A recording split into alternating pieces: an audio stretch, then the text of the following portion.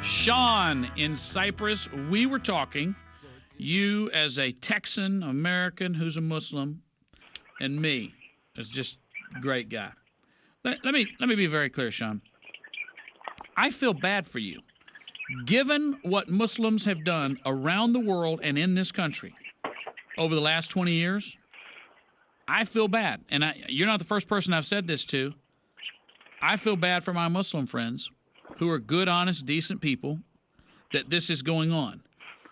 And I guess you can argue about your personal faith, but you cannot argue.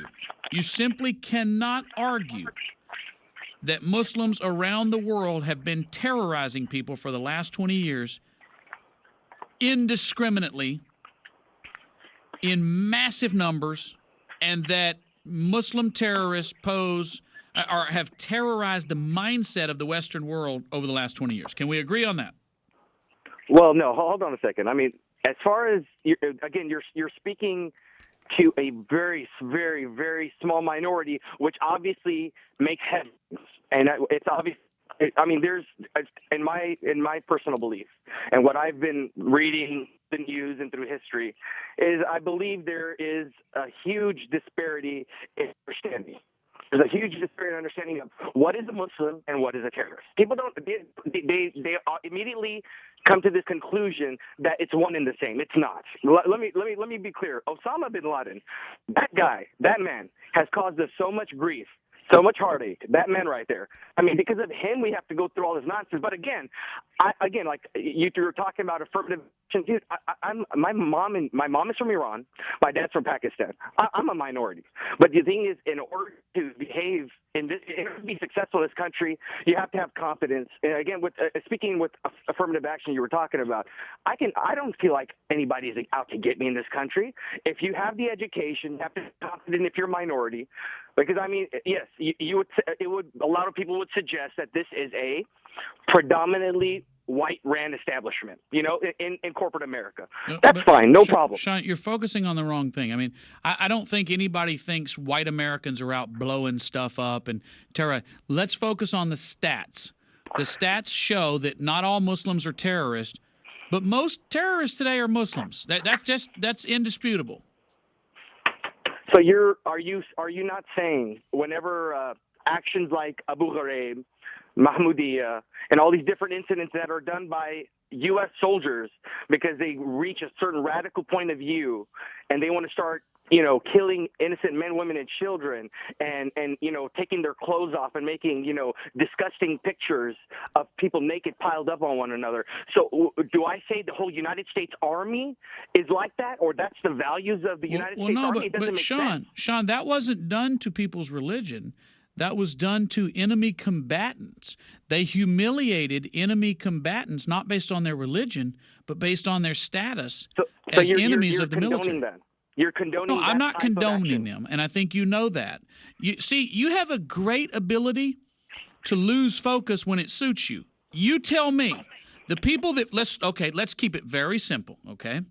The people that flew into the towers at 9/11, were they Muslims or just terrorists who happened to be Muslims? Actually, I'm glad you brought up a very good point. I know you want me to say a certain thing, but let me make a point here. There's 19 hijackers, right? Out of those 19, 15 of them were from which country? Saudi Arabia. Guess what? Nothing happened to Saudi Arabia. Why? Because the U.S. has vested interest with Saudi Arabia. They already got their good relationship with Saudi Arabia. So it doesn't matter if they're Muslim terrorists. Saudi Arabia. Okay. So it doesn't matter if they're Muslim terrorists. I don't like Muslim terrorists, bro. I mean, like I said, these idiots, these fanatics are making my religion look bad when my religion does not teach that. Hence the premise of my call. Okay. Well, yeah, that's fine. I don't care if somebody's a Muslim. I start caring when all the terrorists that are attacking us are Muslims. And when they say they're doing it in the name of Islam, and when they're being recruited and trained in the mosques, all those are indisputable. I have never seen this in my life. I don't know which mosque these people are going to or what idiots they're listening to. Shall I tell you?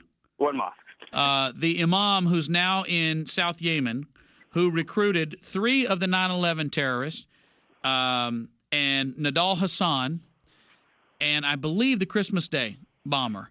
were all trained by the same imam. He has a website. He had a church. He had a mosque here in Colorado and then Atlanta. The terrorists themselves say that he recruited and trained them. Do you selectively choose not to know that fact? I'm not denying the fact that there's people misinterpreting. I mean, it's the same way. Like I'm not going to deny that. I'm not going to deny that. Okay. What I will say is that people have been interpreting religious texts for centuries, for many, many centuries. I mean, look at the Crusades, for God's sake. Oh, I knew we were going to bring that up. I mean, is that not a factual? Is that not a factual event that occurred? There's nothing as good as 1,000-year-old analogy. I mean, that's yeah, you're right.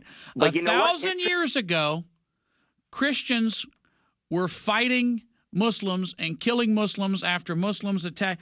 Listen, Sean, bless your heart. I feel bad for you.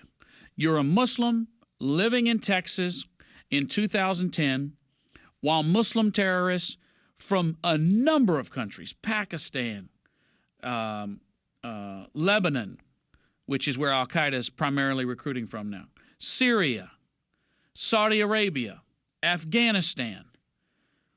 You're living in Texas in 2010 when we are at war with people who are Muslims all over the world. And you're wanting to say, hey, that book I read tells me to be peaceful. That's fine. I don't care what's in the book. I know that a lot of people that want to kill us read that book and want to kill us. I know that a lot of people that want to kill us claim they want to kill us in the name of Islam. I know that a lot of people that are fighting our soldiers and wanting to kill us are being recruited in mosques and trained in mosques, and you know it. And that's happening all over the world without the one common denominator. They don't all speak the same language. They don't all speak Arabic. Some of them speak Urdu. Some of them speak a number of different languages around the world. Farsi, Urdu, Arabic. So it's not, they don't have a language in common. They don't even have a skin color in common. They don't have a nationality in common. The only thing they have in common is they're Muslims. That's it. If I were you, I would say, you know what? I'm embarrassed by these Muslim terrorists. All over the world, they're recruiting Muslim terrorists to come and kill us in this country, and it embarrasses me, and I'm ashamed of it. And they might be Muslims as well. I don't know. But I know they're doing it in the name of Islam, and that embarrasses me, and I repudiate it. And if somebody wants to burn a Quran, I think it's idiotic, but they can do it. When you start suggesting that the very act of burning a Quran justifies the rioting that will occur, no offense, sir, but at that point you stop thinking like an American. Because nobody has ever suggested if somebody's burning an American flag, we're justified in killing them. You're basically saying that's a justifiable response for any self-respecting Muslim, which in that case makes me wonder.